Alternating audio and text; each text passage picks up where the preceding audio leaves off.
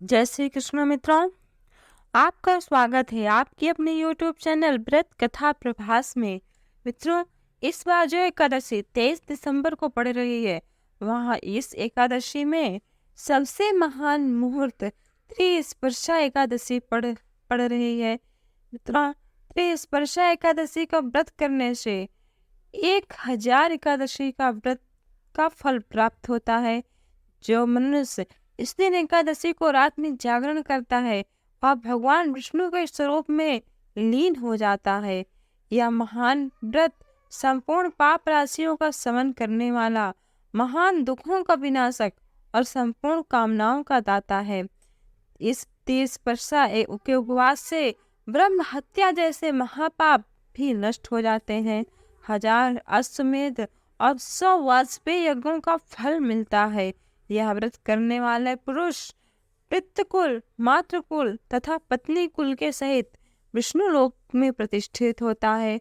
जो यह व्रत श्रद्धा पूर्वक करता है, उसको अपने माता के कुल यानी ननिहाल पक्ष, पिता के कुल यानी जिस घर में वो खुद रहता है, और पत्नी के मायके तक, तीनों कुलों को लेकर साक्षात भगवान विष्णु के धाम में रहता है।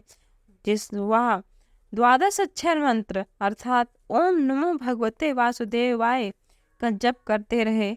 इस दिन जो मनुष्य श्रद्धा पूर्वक त्रिस्पर्शा एकादशी का व्रत कर लिया, उसके संपूर्ण पाप नष्ट हो जाते हैं। मित्रों, भीमसेनी एकादशी का व्रत करने से, निर्जला एकादशी व्रत करने से सिर्फ 24 एकादशी का फल मिलता है, पर त्रिस्पर्शा एकादशी का व्रत करने से हजारों हजार एकादशी का फल मिलता है। तो मित्रों, पहले हम आपसे ये जानते हैं कि त्रिस्पर्शा एकादशी क्या होती है। पद्म पुराण के अनुसार एक बार देवर्षि नारद जी ने भगवान महादेव जी से पूछा कि हे सर्वेश्वर, आप त्रिस्पर्शा नामक महाव्रत का वर्णन कीजिए, जिसे सुनकर लोग कर्म बंधन से मुक्त हो जाते हैं। तब महादेव जी बोले, हे विद्वान, हे देवाधिदेव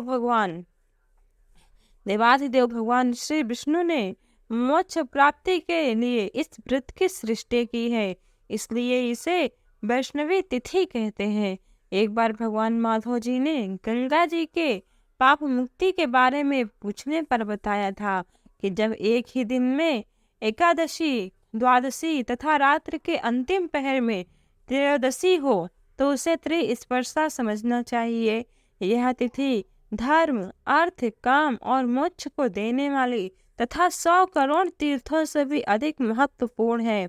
इस दिन भगवान के साथ सदगुरु देव की पूजा करनी चाहिए, अर्थात इस दिन आप भगवान श्री हरि विष्णु की पूजा करें, उसके पश्चात अपने गुरुदेव की भी पूजा करें।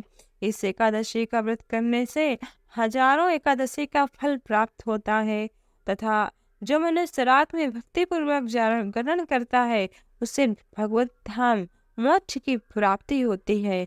यह महाव्रत संपूर्ण पापों का शमन करने वाला, महान कष्टों का विनाशक और संपूर्ण कामनाओं को सिद्ध करने वाला है। इस त्रिस्पर्शा के उपवास से ब्रह्म हत्या जैसे महापाप भी नष्ट हो जाते हैं। 1000 अश्वमेध और 100 वाजपेयी यज्ञ का फल मिलता है। यह व्रत करने वाला पुरुष पितृकुल, मातृकुल तथा पत्नी कुल के सहित विष्णु लोक में प्रतिष्ठित होता है। इस दिन जो मनुष्य श्रद्धा पूर्वक ओम नमो भगवते वासुदेवाय का जप करता है, भगवान श्री हरि विष्णु उसे अपने शालोक्य में निवास देते हैं। मित्रों, त्रिस्पर्शा व्रत करने से सभी इच्छाओं की पूर्ति होती है। यह व्रत सभी पापों को शमन करने वाला है, या बड़े से बड़ा दुख दूर करने वाला है। मित्रों, इस बार यह व्रत सबको करना है। जो मनुष्य रोज एकादशी के व्रत नहीं करता, हर एकादशी के व्रत नहीं करता, आप उसे भी बताइए कि वो त्रिस्पर्शा एकादशी का व्रत जरूर करे।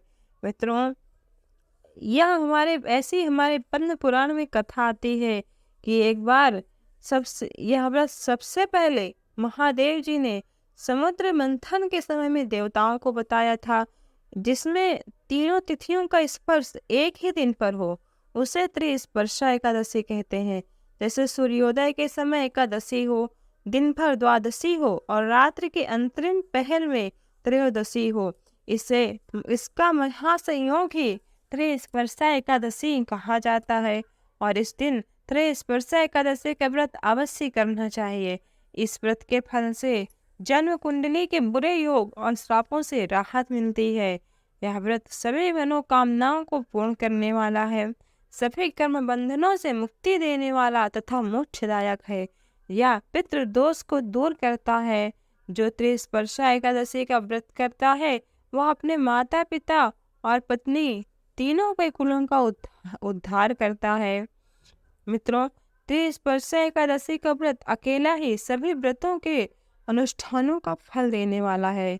मित्रों, आपके शहर में यदि आपके निवास स्थान में 23 दिसंबर को सुबह 7:11 से पहले सूर्योदय हो रहा है। हमारे यहाँ तो मित्रों 7:02 में सूर्योदय होता है और आपके यहाँ जिस समय सूर्योदय हो रहा हो उस समय यदि एकादशी हो मित्रों, जो कि इस बार एकादशी 23 दिसंबर को 7:11 तक है, तो अगर उसके पहले आपके यहाँ 7:11 से पहले सूर्योदय होता है तो आपके यहाँ भी त्रयस्पर्शा एकादशी मानी जाएगी। तो 7:11 से पहले जिनके यहाँ सूर्योदय हो रहा है और 24 दिसंबर को सुबह 6:24 के बाद सूर्योदय होता है, वहाँ पर यह व्रत किया जा सकता है। मित्रों, इस समय अभी सर्दी का मौसम चल रहा है तो भारत के लगभग सभी शहरों में 7 बजे ही सूर्योदय हो रहा है, पर आप अपने यहाँ से देख लीजिए और 6:30 तक मुझे लगता है सूर्योदय भारत के लगभग सभी शहरों में 7 बजे ही होता है। तो 6:30 से के बाद ही हर जगह सूर्योदय होता होगा। तो 6:24 के बाद जहाँ जहाँ सूर्योदय होता है वहाँ पर ये त्रिस्पर्शा एकादशी कर सकते हैं। आप अपने शहर का सूर्योदय का समय देख लें और यह व्रत अवश्य ही करें। एक समय की बात है कि ब्रह्म हत्या जैसे घोर पाप करने वाले लोग जब गंगा जी में स्नान करते थे तब गंगा जी उनके पापों से दूषित हो गई। गंगा जी के ऊपर उनके पापों का बोझ अत्यधिक बढ़ गया। तब गंगा जी दुखी होकर भगवान श्री कृष्ण के पास गए और भगवान श्री कृष्ण से बोले, हे गरुड़ध्वज, मुझे बताइए कि यह मेरा पाप कैसे दूर होगा। तब महादेव जी ने गंगा जी से कहा कि तुम त्रिस्पर्शा व्रत का अनुष्ठान करो। यह व्रत 100 करोड़ तीर्थों से भी अधिक शक्तिशाली व्रत है। इसकी शक्ति करोड़ों यज्ञों, व्रतों, दान, जप और होम से भी अधिक है। यह व्रत करने से मनुष्य को धर्म, अर्थ, काम और मोक्ष जैसे चारों पुरुषार्थ प्राप्त हो जाते हैं। मित्रों, यदि आप एकादशी के व्रत शुक्रवार को कर रहे हैं तो आपसे मेरा अनुरोध है कि यदि आप मेरा वीडियो देख रहे हैं तो आप शुक्रवार को एकादशी का व्रत न करके शनिवार को करिए, क्योंकि मित्रों यह एकादशी अत्यंत दुर्लभ संयोग से मिलती है। तो जो भी मेरा ये वीडियो देख रहा है वो एकादशी का व्रत 23 दिसंबर शनिवार को रखें। मित्रों, भगवान श्री हरि विष्णु जी स्वयं कहते हैं कि जो मनुष्य त्रिस्पर्शा एकादशी का व्रत करता है उसके करोड़ों जन्मों के पाप नष्ट हो जाते हैं और उन्हें 1000 एकादशियों से भी अधिक एकादशी का व्रत का फल प्राप्त होता है। यह व्रत करने से मनुष्य को धर्म, अर्थ, काम और मोक्ष चारों पुरुषार्थ स्वतः ही प्राप्त हो जाते हैं। भगवान महादेव जी, भगवान श्री कृष्ण जी भी इसमें गंगा जी से कहते हैं कि हे गंगा, त्रिस्पर्शा व्रत जिस किसी भी महीने में आए, वह चाहे कृष्ण पक्ष हो या शुक्ल पक्ष हो, उसे अवश्य करना चाहिए। जब एक ही दिन में द्वादशी, एकादशी और रात्रि के प्रहर में त्रयोदशी हो तो उसे त्रिस्पर्शा एकादशी कहते हैं। मित्रों, क्योंकि इस बार 23 दिसंबर को सुबह 7:11 तक एकादशी है, तत्पश्चात द्वादशी लग रही है, फिर रात्रि में 3 बजने के बाद सुबह 24 तारीख को त्रयोदशी लग रही है। इस कारण यह एकादशी अत्यंत ही शुभ मानी गई है और यह त्रिस्पर्शा एकादशी है। मित्रों, पर आप कभी भी त्रिस्पर्शी एकादशी का व्रत रखें तो उसमें यह स्मरण रहे कि एकादशी में दशमी का वेद नहीं होना चाहिए, अर्थात दशमी मिश्रित नहीं होना चाहिए, क्योंकि मित्रों इस बार दशमी मिश्रित एकादशी 22 दिसंबर को है। इसलिए 22 दिसंबर की एकादशी को भूल बस भी नहीं रखना चाहिए और 22 दिसंबर की एकादशी को छोड़कर आप 23 दिसंबर को त्रिस्पर्शा एकादशी का व्रत करें। इस प्रकार भगवान श्री कृष्ण ने गंगा जी को त्रिस्पर्शा एकादशी के व्रत का महत्व बतलाया तथा तब गंगा जी ने प्रसन्न होकर भगवान माधव से भगवान श्री कृष्ण से व्रत विधि के बारे में पूछा। भगवान भगवती गंगा ने भगवान श्री माधव से भगवान श्री कृष्ण से कहा कि आप हे माधव, हे मधुसूदन, आप कृपा करके मुझे त्रिस्पर्शा एकादशी व्रत की विधि बताइए। तब भगवान श्री कृष्ण भगवती गंगा से कहते हैं, हे गंगे सुनो, अपने सामर्थ्य अनुसार भगवान विष्णु जी की प्रतिमा बनवा लें। इसके बाद तांबे के बर्तन में तिल भरकर रखें और पानी से भरे हुए एक कलश की स्थापना करें। अगर संभव हो तो उसमें 5 रत्न रखें और कलश को फूलों की माला से सजाएं। फिर भगवान दामोदर को स्थापित करें और स्नान कराकर चंदन लगाएं। तत्पश्चात भगवान को सुनहरे वस्त्र पहनाएं। फिर फूल चढ़ाकर मंत्रों सहित तथा तुलसी दल से पूजा करें। फिर भगवान को छाता और ज्योतियों का दान करें। इसके बाद भगवान को नैवेद्य फल और यज्ञोपवीत अर्पण करें और इस प्रकार पूजा करें। जिन अंगों की पूजा जिस मंत्र द्वारा करनी है उन अंगों के साथ उनके मंत्र को कहें।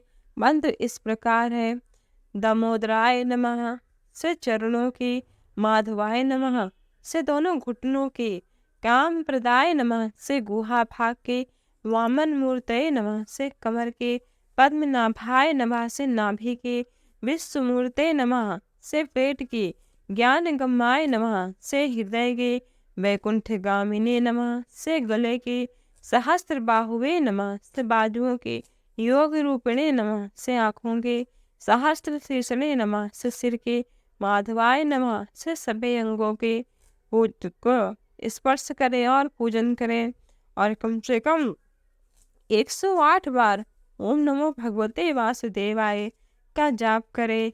इस प्रकार पूजा करने के बाद शंख में पानी भरकर उसके ऊपर नारियल रखें, उस पर एक धागा लपेट लें और दोनों हाथ में शंख हाथ लेकर यही प्रार्थना करें, हे जनार्दन, अगर आप बस याद कर लेने भर से मनुष्य के पाप हर लेते हैं तो मेरे बुरे सपनों, अपसपनों, मानसिक चिंताओं, नरक के डर और दुर्गति से होने वाले कष्टों को हर लीजिए। महादेव, मुझे इस लोक और परलोक में जो डर है उनसे मेरी रक्षा कीजिए, यह अर्थ ग्रहण कीजिए। आपको नमस्कार है, मैं हमेशा आपकी भक्ति करता रहूं। इसके बाद भोग लगाकर आरती करें और फिर जागरण करें और रात के अंतिम पहर में दान देने के बाद भोजन करें। द्वादशी में उपवास छोड़ने से व्रत का फल 1000 गुना हो जाता है। इस प्रकार चलिए अब हम मोक्षदा एकादशी व्रत की कथा को सुनते हैं। तो एक बार प्रेम से बोलिए, भगवान श्री हरि विष्णु की जय, एकादशी मैया की जय। धर्मराज युधिष्ठिर कहने लगे कि हे भगवान, मैंने मार्गशीर्ष कृष्ण पक्ष की एकादशी अर्थात उत्पन्ना एकादशी का सविस्तार वर्णन सुना। अब आप कृपा करके मुझे मार्गशीर्ष माह के शुक्ल पक्ष के एकादशी के विषय में बतलाइए।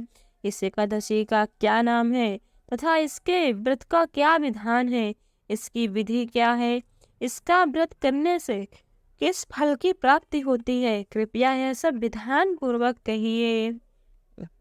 तब भगवान श्री कृष्ण अर्जुन से कहते हैं, युधिष्ठिर से कहते हैं कि युधिष्ठिर, मन लगाकर सुनो। मार्गशीर्ष माह के शुक्ल पक्ष के आने वाले एकादशी को मोक्षदा एकादशी कहा जाता है। यह व्रत मोक्ष देने वाला तथा चिंतामणि के समान सभी मनोकामनाओं को पूर्ण करने वाला है, जिससे आप अपने पूर्वजों के दुखों को खत्म कर सकते हैं। इसका अत्यंत सुंदर महात्मा है जो मैं तुमसे कहता हूँ, ध्यानपूर्वक सुनो। गोकुल नगर में बैखानस नाम का एक राजा राज्य करता था। उसके राज्य में चारों वेदों के ज्ञाता ब्राह्मण रहते थे। वह राजा अपनी प्रजा का पुत्रवत पालन करता था। एक बार रात्रि में राजा ने एक स्वप्न देखा कि उसके पिता नरक में हैं। उसे बड़ा आश्चर्य हुआ।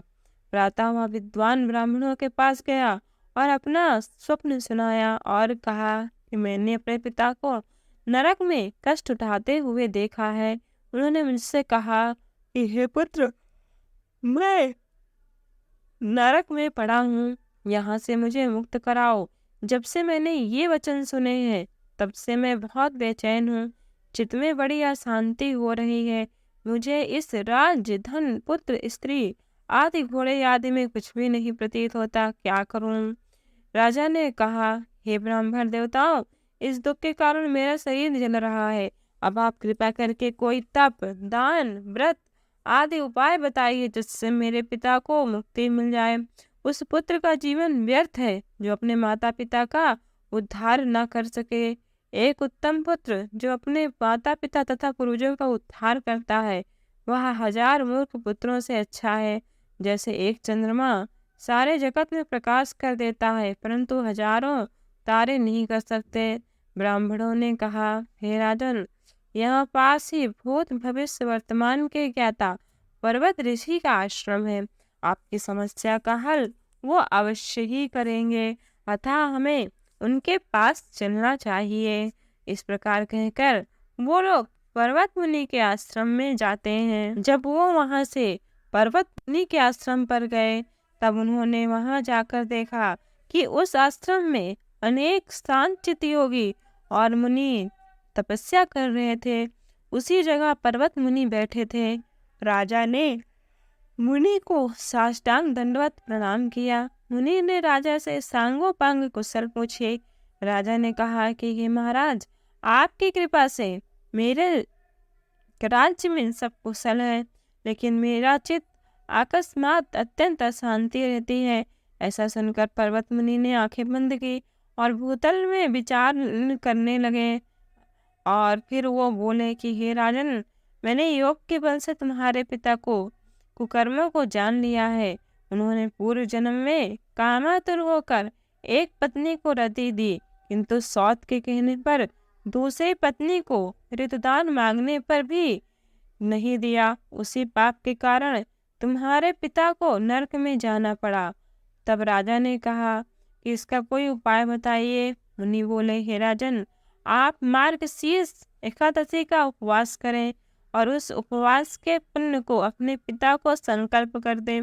इसके प्रभाव से आपके पिता की अवश्य नरक से मुक्ति होगी।